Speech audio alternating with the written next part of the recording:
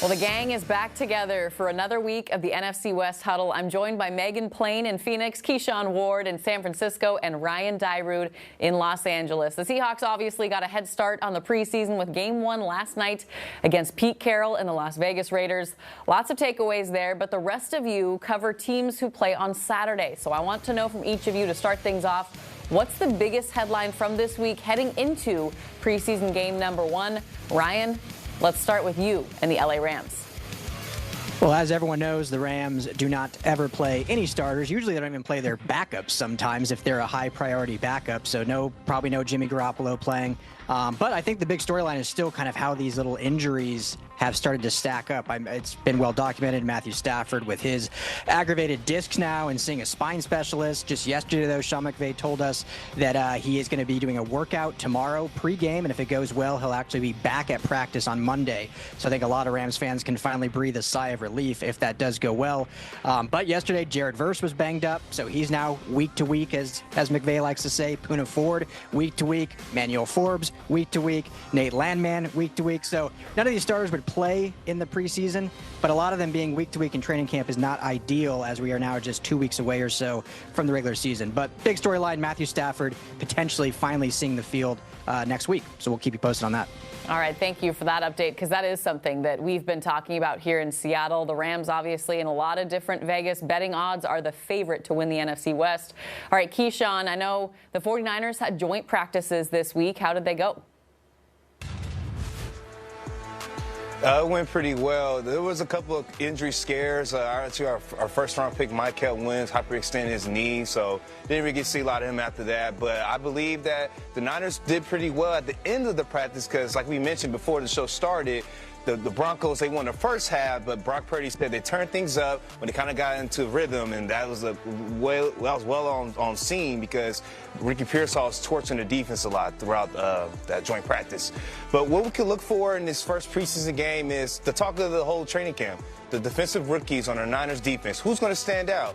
All of them made plays throughout camp. So, for example, the nickel corner, Upton Stout, out of Western Kentucky, he's been making a lot of noise. Even the future Hall of Famer, Richard Sherman, said it himself. He said he's probably the one that's probably making the most out of his opportunity right now is going on in camp because he's just standing out.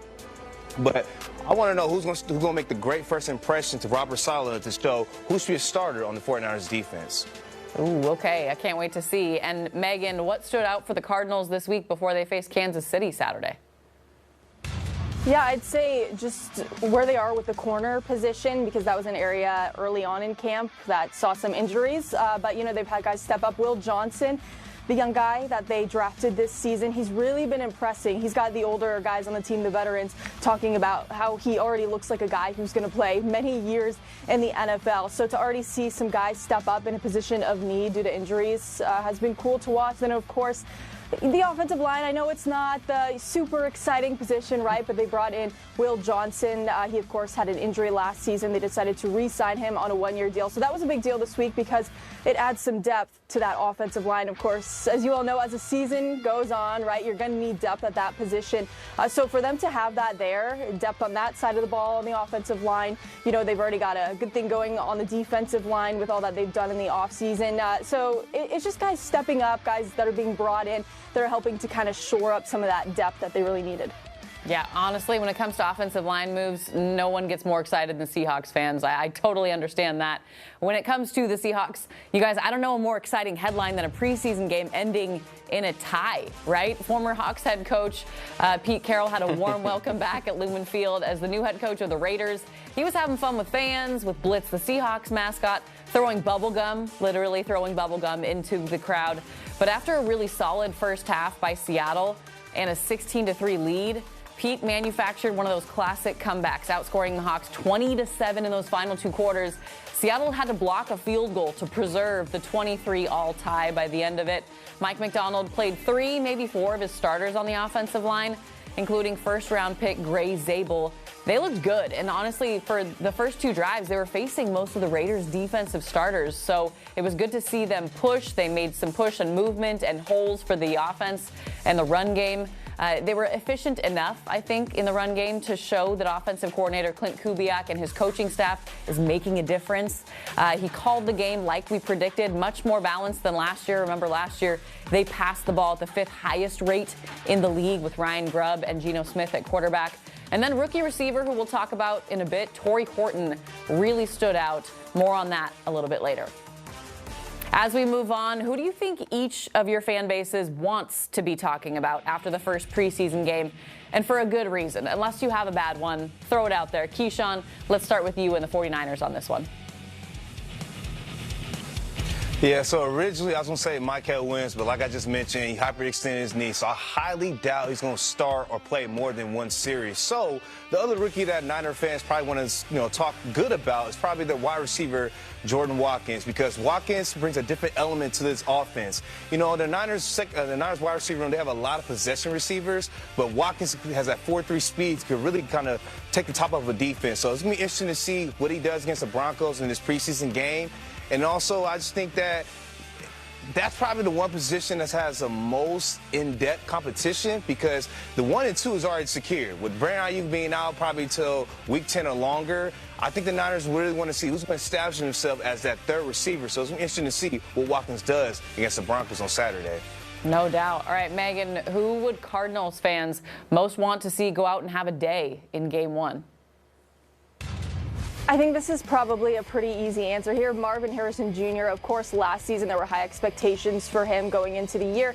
He didn't live up to the expectations that people had set, and it was really interesting here in training camp when he even got vulnerable and mentions that those were weighing on him. All the chatter about how good he is supposed to be as that team's first-round pick was something that was kind of hard to tune out, and you really don't hear guys admit things like that very often, right? But he has bulked up immensely this season. He looks like a completely different dude out there. It's unreal. He's been making huge plays all throughout camp, just putting on a show out there. So to now translate that into the first preseason game environment would be something that I think a lot of fans are dying to see, because they hope that he makes that year 2 step here with his connection with Kyler Murray. Yeah, man, that name has been scaring, I think, the rest of the NFC West since he was drafted. And I really cannot wait to see what kind of year he has this season. Okay, Ryan, what about in Los Angeles? Who do you think Rams fans want to see have a good game? Yeah, I'll give you 2 quick ones on the offense, and start with rookie running back drafted in the 4th round out of Auburn, Jarquez Hunter, has had a phenomenal training camp so far. When they drafted him, Sean McVay talked about his explosiveness in college, obviously averaged a high clip per run, but also his pass protection was something that was highly sought after. And in this McVay offense, in order for a running back to be on the field, they have to be good in pass protection. That's why last year, Blake Corum, the 3rd round pick out of Michigan, really wasn't able to crack into the rotation, and Kyren Williams had like 90% of the snaps just because Corum wasn't quite up to speed in the pass protection game. Jarquez Hunter has been fantastic in camp in one-on-one drills against linebackers. He has probably been the best running back in terms of blocking. And then, as I mentioned, the explosiveness. So it'll be fun to watch him against other competition, what that looks like in this personnel groupings, in this different play calling. Obviously, it's going to be a really vanilla play calling game. But the coaches have all talked about him. Offensive coordinator Mike LaFleur have talked about, he almost gets like mad dogged at him if he doesn't give him the football. The dude just always wants the football. So it'll be fun to see. LaFleur is actually going to call this game. McVay lets his assistants call preseason games. So that'll be fun to see how involved Hunter is. And then lastly, I'll just be quick, but Stetson Bennett, he's going to get talked about, whether it's good, whether it's bad. He's going to get the both of the snaps this game. Like I said, Jimmy Garoppolo probably will not play at all. And so they really need to see if this guy is the backup of the future. I think it's a foregone conclusion. He's not the future quarterback after Stafford, but is he going to stick around long enough to be the backup after Jimmy Garoppolo? So a lot to prove for Stetson Bennett, and certainly he'll get talked about, as he always does. Yeah, and important to know that. Honestly, a reminder that Stetson Bennett is with the Rams in case anything goes wrong with Jimmy Garoppolo, in addition to Matthew Stafford. Good thing to remember. Okay, the main reason I asked this question is because I think the player that many wanted to see shine Thursday for the Seahawks against the Raiders absolutely did. Torrey Horton was a 5th-round draft pick, but he's been taking first-team offense reps away from Marquez Valdez-Scantling, who the Seahawks acquired this offseason as a veteran wide receiver and that number 3 sort of option, a guy who can take the top off of defense because you really didn't replace DK Metcalf. Against Las Vegas, Horton had 3 catches on 7 targets. I thought that was important, the fact that he was targeted 7 times for 31 yards, but his touchdown pass that he got from Drew Lock showed a glimpse of something special. He caught it 5 yards away from the end zone, slithered, I mean literally like snuck in between. It looked so smooth between 3 Raiders defenders at the 5-yard line to get into the end zone. He also flashed on a punt return, and you guys, he only moved about 5 yards, which doesn't sound exciting or like a highlight, but what he did to even get 5 yards, you know how hard it is to earn a single yard in the NFL. He did a nice spin move. He just looks like an athlete, and he looks comfortable already. And this is a guy coming off a season-ending leg injury just last October, a few months ago, cutting his time at Colorado State short. But he received a few top 50 grades from draft analysts before that injury. He showed why last night. He's fun to watch. He's exactly what the Seahawks need to try and replace a guy like DK Metcalf. And he comes off super humble. I've got a quote about him that we'll talk about later on in the show. Okay, full disclosure, I know we talk position groups ad nauseum during the preseason. We're probably all sick of it by now. But I'm wondering which position group could change the most for each of your teams after 3 preseason games. Obviously, I'm mostly curious about those second and third stringers here, unless there is a starting job up for grabs. Megan, let's start with you in the Cardinals. Yeah, I think it'll be interesting to see who they keep around in the secondary. I had mentioned that addition of Will Hernandez on the offensive line. They released someone in the secondary to make room there, so they do have some young guys there who are vying for spots. Obviously, you have your key starters like a Buda Baker, a Will Johnson, who they drafted, who's already, making big strides here in training camp. So I think we could see some shifting going on there for sure. Just on the defensive side of the ball in general, this is the side this year where they've really made a lot of changes going into training camp. They drafted a lot of guys there, signed a lot of guys there. So, on the offensive side, things are pretty, cut and dry as to where they stand. They're pretty consistent with what we saw last season and the carryover into this year. So I think just the defensive side of the ball in general, they have a lot of guys there who are fighting for spots, not a lot of open spots, right? They have a lot of key guys in those starting positions. So it's just a matter of who they decide to kind of cut there to trim the fat a little bit. And Ryan, with Los Angeles, which position group do you think could be shaken up the most after these 3 preseason games? I know you talk about how Sean McVay doesn't love to play a lot of starters, so what could change the most? Yeah, I was actually going to talk about the secondary, but I'll change it up a little bit because I think there's 2 groups, and I think the offensive line is one that can certainly look different because there's this unknown with their starting left tackle. Eric Jackson is still dealing with blood clots, and for those that, don't know kind of what that entails, he's on blood thinners to deal with that, and so any sort of contact can be actually life-threatening. Wow. So he's been out there for some individual drills. He's been at practice and camp every single day, but still not taking any contact. So as of now, they brought in a vet. They know him well in Arizona, so he'll be out there as the starter, not obviously tomorrow's in tomorrow's game, but he'll be out there for the season opener most likely as a starter. But then who do they keep behind that? Because they're going to have this heavy rotation potentially. Kevin Dotson has gotten a little banged up, their starting guard, and so Justin Dedich has been filling in he was a walk-on last year, and now he's been playing some starting reps, and he played some starting center reps last year. So I think it's going to be a lot of guys rotationally that they could keep, and I expect that room to keep 10 guys total, which is a lot for one position group. But when you have so much unknown between 2 to 3 starters, and we saw last year at the end of the year, the offensive line was basically a turnstile with all the injuries, and they went through tons of different guys, hence why a guy like Justin Dedich as an undrafted free agent was starting in week 3. So I think they'll rotate a lot of guys, and that's a position group I think that we really know how it looks until probably the Thursday before week 1. Yeah, you guys go ahead and keep as many offensive linemen on the roster as you need. That was rough last year. I remember it. I'm sure the rest of us do too. Keyshawn, yeah. I'm going to sneak in front of you here and talk Seahawks quickly because outside of that crucial battle for wide receiver number 3, another one is outside linebacker. Boye Mafe and Derek Hall are listed as 1 and 2 with an or option in between, a coach's favorite thing to do to make sure they don't give away a secret. That's a position Uchenna Nwosu normally starts in when healthy. Well, he's not healthy yet after offseason surgery. So those two will be duking it out the rest of the preseason, and we'll be kind of watching to see when Uchenna Nwosu can insert himself back into that starting role. Derek Hall has started more than one small skirmish in practice, so he's actually been a really fun player to keep your eyes on because everything he does is violent. And how does that play into the regular season? He had a career-high year last year in terms of quarterback hits and sacks. He's fiery. I want to see if that turns into a presence that you just can't take off the field. And you also have a guy that's dealing with an injury in Tyrese Knight. He is an important starting linebacker, I think in his third year, heading into his third year. And we didn't get an update on the injury. He said, Mike McDonald has said that he needed imaging on his knee, and we did not get an update on that imaging last night. He said we'll know more tomorrow. So at some point Friday, some point Saturday, we'll find out more. So that will be interesting. Okay, Keyshawn, what about position groups in San Francisco? What can be shaken up the most with preseason games?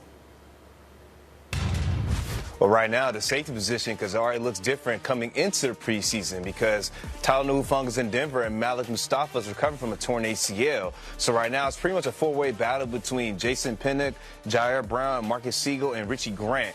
And all these guys bring different elements to this defense. Jair Brown's, in year 3 with the Niners.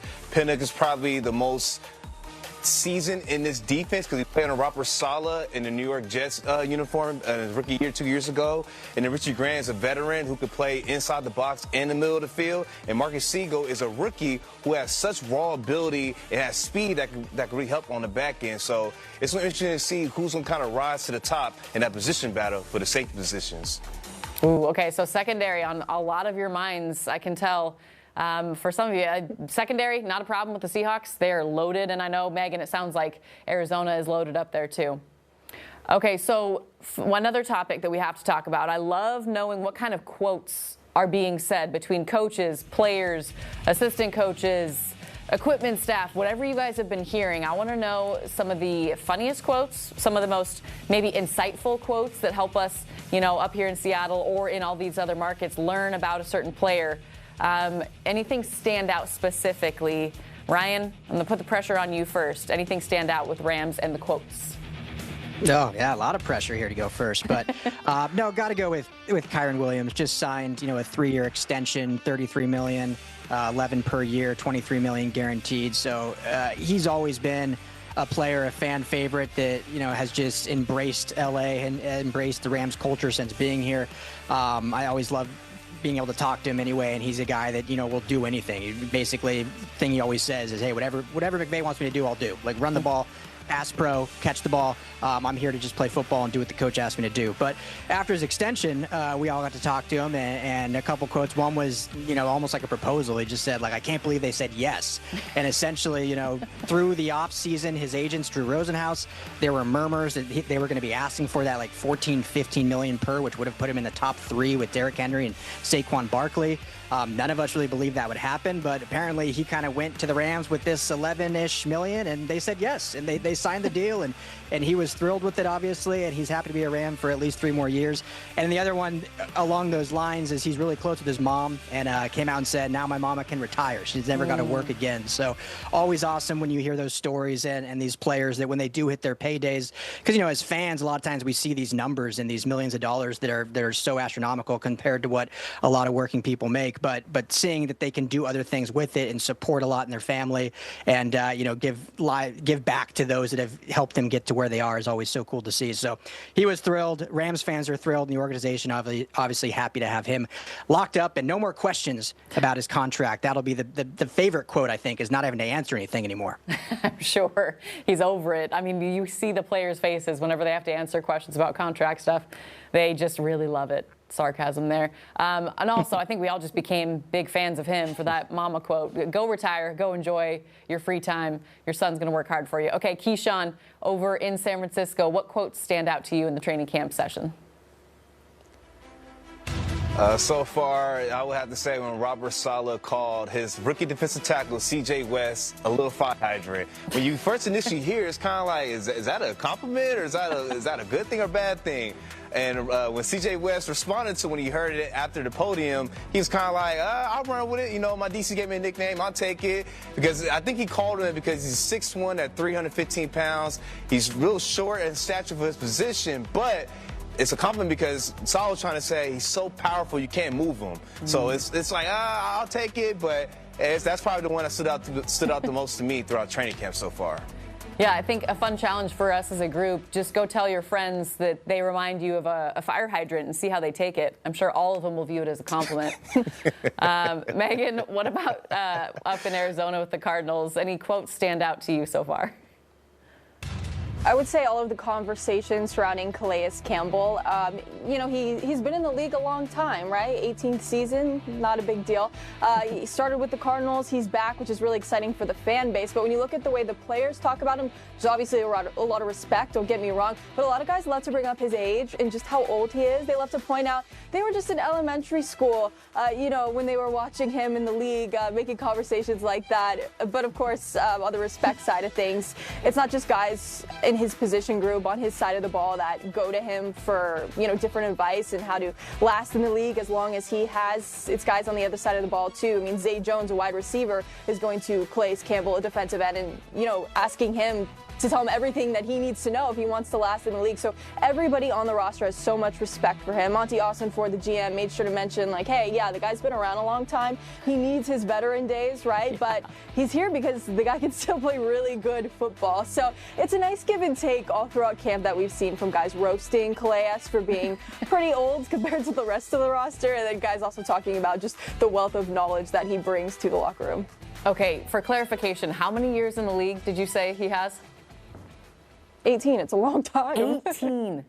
That is incredible. Yeah. I mean, you're approaching Tom Brady status at that point. That's two different generations. Right? That's not one generation separation. That is almost two. Mm-hmm. That's a good one. Okay, for me, there are two things that stand out. One that we mentioned before even coming on this show. It happened last night, and Marshawn Lynch, I'm sure anyone who was watching any preseason action on Twitter, credentialed photographer now. Expect the unexpected when it comes to Marshawn Lynch. Whoever knows what he's doing in a bright blue sweatsuit on the sideline, especially as George Holani is running in for his touchdown. He makes it over the pylon, does a little barrel roll, and actually runs into Marshawn Lynch. Marshawn Lynch gives him one of these, like a stiff arm. And initially, I thought he was just trying to slow him down. Later on, I see the replay. He's trying to protect his camera out there. He's a photog now, so he's got to protect this valuable asset. I asked George Holani about it in the locker room. He's like, oh, I was like, did you expect to see Marshawn Lynch, and as a guy you're running toward? And he was like, I have no idea what to expect from Marshawn Lynch ever. And then he also called that little stiff arm a love tap. That's what he considered it. He's like, oh, yeah, just a little love tap. And I was like, in my head, I was like, go look at it later. You're not going to think the same after that. But the other quote, and Keyshawn, I'm actually curious to hear your reaction on this one. Torrey Horton, when you get a chance to see him, Torrey Horton was speaking at a press conference for the first time. He's a rookie. He's a fifth-round draft pick. Came in very humble. But one player, Reek Wolin, came by and actually interrupted the press conference. And I want to know what you think of this. He said, Jerry Rice Jr. right there. Jerry Rice Jr. That's a lot of pressure to put on a rookie wide receiver from a cornerback. And I was like, yes, Jerry Rice is famous for being a Seahawk, a.k.a. not really. But as a 49er, what do you think of that? That's a bit much, but I would say Torrey Horton, I've been watching him since he was at Colorado State, always makes the first guy miss. You just mentioned it earlier in his preseason game. Man, on that punt return, it was something so minor, but he made two guys fall on their face after one move. So, hey, it's an early start, but I respect Reek Wolin for saying that. But it's a little bit too early just to say it, but I respect it. Yeah, I'm feeling for Torrey Horton. Ryan, I'm curious, any thoughts on that, too, since I know you've covered NFL for a while. Jerry Rice Jr., some lofty expectations. Yeah, I mean, Jerry Rice was a late-round draft pick, smaller school, so the measurables kind of match up. Love that. But his former coach at Colorado State, Chad Savage, is now the tight end inside receiver coach at USC. So I've actually talked to Chad quite a few times about Torrey, and he just can't say anything but big things. Basically said if he didn't have the injury history, he would have been a first or second round pick. So Seattle got a good one. I mean, that dude is going to be special if he can stay on the field. And what came out was the humility. He was completely dismissive of that. He's like, nah, man. He's also been called the steal of the draft from another Seahawks rookie, Nick Emenwari. Megan, I'm curious, out of just general curiosity, has anyone tried to compare Marvin Harrison Jr. to anyone? I know obviously his dad played, right? But in terms of the wide receiver talent he has? Yeah, I think, of course, in season 1, people were making comparisons, and everyone wanted to compare him to Larry Fitzgerald, right? Someone who also played with the Arizona Cardinals. And when you did look at each of their first seasons, it's actually not wildly different. So, you would hope that bodes well for Marvin Harrison Jr. and what he's going to end up going on to do here in Arizona. But I think this season, it's kind of all comparisons aside after he didn't quite live up to expectations that a lot of people around the league had last season. This year, it's just all about, okay, Marvin Harrison Jr. this year compared to when he came in as a rookie last year. And it's just the comparisons of how much he's bulked up, really, and just, what a force to be reckoned with he is out there so far from what we've seen in training camp. Yeah, and again, expecting him to be a force to be reckoned with the rest of the way. Okay, that will do it for us here on the NFC West Huddle for this week. Can't wait to catch up with all of you on preseason game number 1. For most of you, that happens on Saturday. The Seahawks have their second preseason game on Friday, August 15th, against the Kansas City Chiefs. Thanks to each of you, and thanks for always bringing the wisdom and the honesty. We'll see you next week.